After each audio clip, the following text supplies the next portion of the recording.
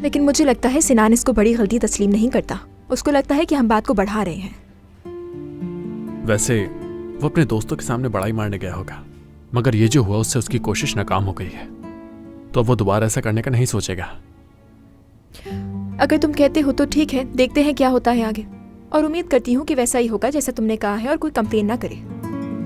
बैरन, मैं सोच रहा था डिनर आज रात ही कर लेते हैं, क्या कहती हो? तो बताओ, आ जाओगी?